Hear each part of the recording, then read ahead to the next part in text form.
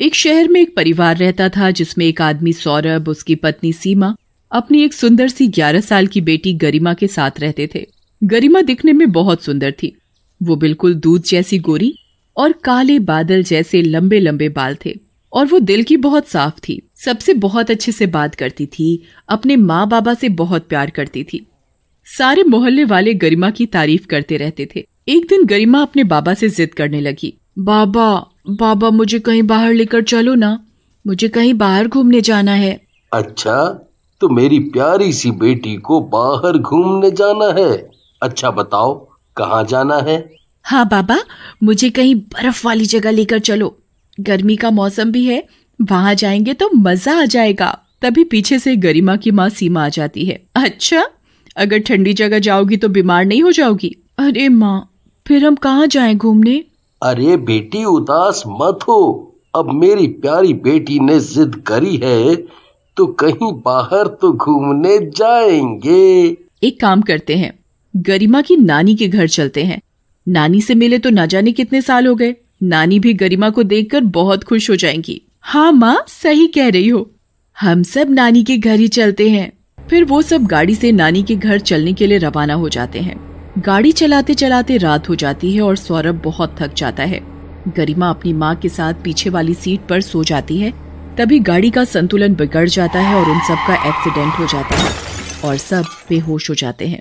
कुछ लोग उन सभी को हॉस्पिटल में भर्ती करा देते हैं। तभी सौरभ और गरिमा तो ठीक हो जाते हैं, पर सीमा की हालत बहुत बिगड़ जाती है। सौरभ और गरिमा बहुत घबरा जाते हैं। बाबा बाबा, मुझे बहुत डर लग रहा है। माँ ठीक तो हो जाएगी ना? हाँ बेटा, तुम चिंता मत करो, तुम्हारी माँ ठीक हो जाएगी। तभी डॉक्टर आता है।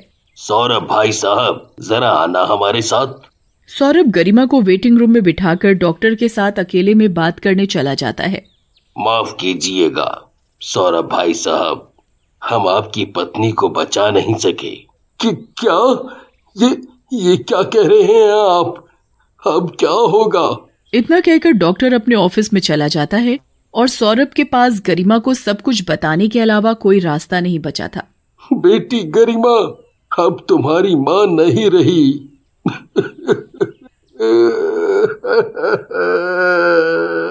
इतना सुनकर ही गरिमा अपने बाबा के गले लग जाती है और बहुत रोती है। फिर सौरभ और गरिमा सीमा का अंतिम संस्कार करके नानी के घर चले जाते हैं।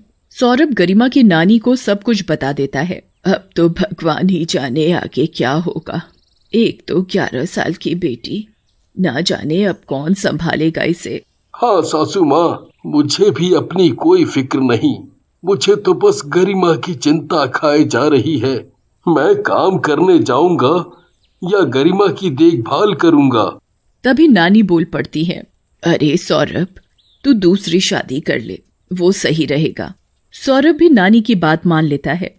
आखिर इसके अलावा और कोई रास्ता भी तो नहीं था। फिर सौरभ के लिए एक विधवा औरत माधवी का रिश्ता आता है। उसकी एक बेटी भी होती है, वैशाली। वैशाली 15 साल की थी। जब रिश्ता मिलवाने के लिए सौरभ और माधवी घर बुलाते हैं तो गरिमा को पहली नजर में देखकर ही माधवी के मन में उसके लिए ममता भर जाती है।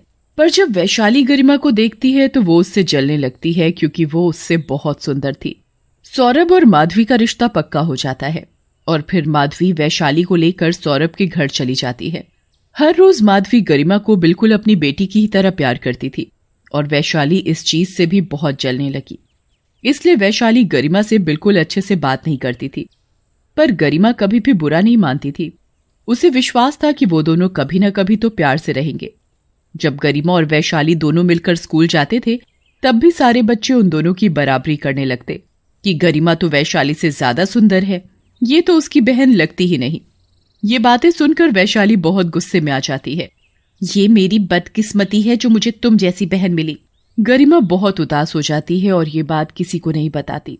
एक दिन वैशाली जब गरिमा को सोता हुआ देखती है तो वो कैंची लेकर गरिमा के पास जाती है और उसके सारे बाल काट देती है। जब गरिमा उठती है तो देखती है कि उसके सारे कटे हुए बाल बिखरे हुए होते हैं। मेरे बाल, ये कैसे हुआ? मैंने काटे तेरे बाल। बड़ा घमंड था ना तुझे अपने बालों पर। ले, अब तेरा घमंड चूर चूर हो गया। पीछे से माधवी सब सुन लेती है और वैशाली को बहुत डांटती है, पर इस बात का गरिमा को बिल्कुल भी बुरा नहीं लगता। माँ, आप दीदी को कुछ मत कहिए, ये बाल ही तो थे, फिर आ जाएंगे। देख अपनी बहन को, तुझसे छोटी है पर तुझसे कितनी ज्यादा समझदार है, कुछ सीख अपनी बहन से। ये बात सुनकर वैशाली को गरिमा से और नफरत होने लगती है। एक रात को वैशाली को गरिमा के ऊपर इतना गुस्सा आता है कि वो उसे जान से मारने की योजना बना लेती है। अगली सुबह, गरिमा गरिमा जल्दी मेरे पास आ, मुझे तुम्हें कुछ दिखाना है। क्या हुआ दीदी, क्या दिखाना है तुम्हें? अरे जल्दी चलो, मैंने वहां पहाड़ी के पास बड़ा सुंदर इंद्रधनुष बनता हुआ देखा। अच्छा दीदी रुको, मैं आती हूँ। वैशाली गरिमा को पहाड़ के पास ले जाती है। दीदी बताओ ना, कहाँ है वो इंद्रधनुष? वैशाली चुपके से गरिमा को धक्का मारकर पहाड़ी से नीचे गिरा देती है। वैशाली घर जाकर चिल्लाते चिल्लाते माधवी को पुकारती है। माँ माँ, वो क्या, वो बोलना क्या हुआ? माँ वो गरिमा पहाड़ी से गिर गई। क्या? ये क्या कह रही है? गरिमा पहाड़ी से कैसे गिरी, बता। माँ वो गरिमा खेलते खेलते पहाड़ी से गिर गई।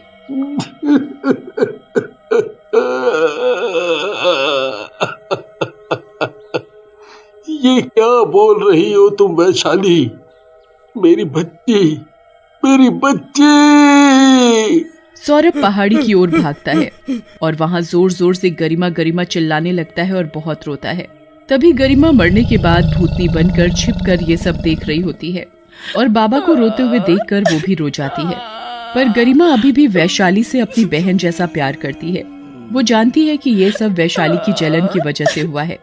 वहां दूसरी ओर वैशाली सबको रोते हुए तो दिखाती है, पर अंदर से वो बहुत खुश होती है। अरे वाह, अब तो वो गरिमा भी मर गई, अब तो मैं बहुत खुश हूँ। जब वैशाली स्कूल जा रही होती है तब उसके सारे दोस्त उसके पास आते हैं। अरे वैशाली रुको तो सही।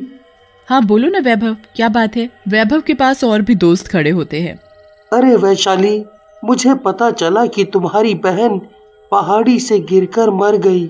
मुझे सच में बहुत बुरा लग रहा है। हाँ वैशाली, गरिमा तो सच में बहुत याद आती है। पता है लंच टाइम में वो हमें कितना हंसाती थी, उसके साथ में सच में बहुत अच्छा लगता था। हाँ अब हम सब कर भी क्या सकते हैं, वो वापस तो नहीं आ सकती। वैशाली और उसके दोस्तों की सारी बातें गरिमा की आत्मा चुपचाप देख रही होती है और उसे अपने दोस्तों के लिए बहुत बुरा लगता है। फिर वैशाली वहां से चली जाती है। वैशाली को अपने दोस्तों की बात सुनकर थोड़ा बुरा लगता है। उसे गरिमा की कमी थोड़ी खलने लगती है। जब वैशाली स्कूल से घर वापस आती है तो देखती है कि घर बहुत सूना सूना लग रहा है और उसकी माधवी भी बहुत उदास है गरिमा के जाने से। अरे वैशाली तुम आ गई, जल्दी से हाथ मुंह धो लो, फिर खाना खाने आ जाना। वैशाली को फिर से थोड़ा सा गरिमा के लिए बुरा लगता है। फिर वैशाली खाना खाकर सोने चली जाती है।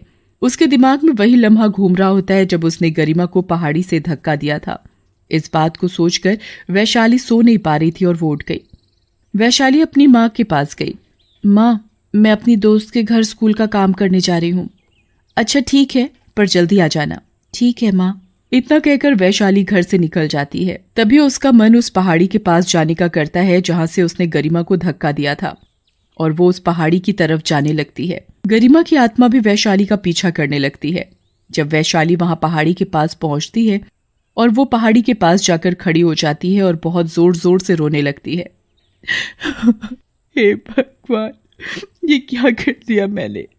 मेरे हाथों में इतना बड़ा पाप। मैंने अपने हाथों से अपनी सौतेली बहन को मार डाला, वो बहन जो मुझे सगी बहन जैसा प्यार करती थी। हे भगवान, ये जलन के अंधेपन में क्या कर दिया मैंने? तभी गरिमा की आत्मा पीछे से सब कुछ देख रही होती है। नहीं दीदी नहीं, आप रोइए मत। ठीक है, अब मैंने ठान लिया है अपनी गलती का पश्चाताप करने और बहन से माफी मांगने के लिए मैं अपनी बहन गरिमा के पास जा रही हूँ। और तभी वो पहाड़ी से गिरने वाली होती है। तभी गरिमा की आत्मा अपनी पूरी शक्ति लगाकर वैशाली को पकड़ लेती है और उसे ऊपर खींच लेती है। वैशाली गरिमा की आत्मा को देखकर बहुत चौंक जाती है। तुम यहाँ बहन, मेरी बहन, मुझे माफ कर दो। मैंने तुम्हारे साथ बहुत गलत किया, मुझे माफ कर दो। ओह दीदी आप मत रोइए, आपने तो जाते जाते मुझे इतनी बड़ी खुशी दी है। अभी मैं यहाँ दर बदर इसलिए भटक रही थी क्योंकि मुझे शांति नहीं मिली थी, पर अब मिल चुकी है। ओह गरिमा, आज तुमने ये बता दिया कि सौतेली बहन का प्यार भी सगी बहनों जैसा हो सकता है, जो मरते दम तक नहीं जाता। इसके बाद गरिमा की आत्मा गायब हो जाती है और वैशाली खुश होकर अपने घर चली जाती है।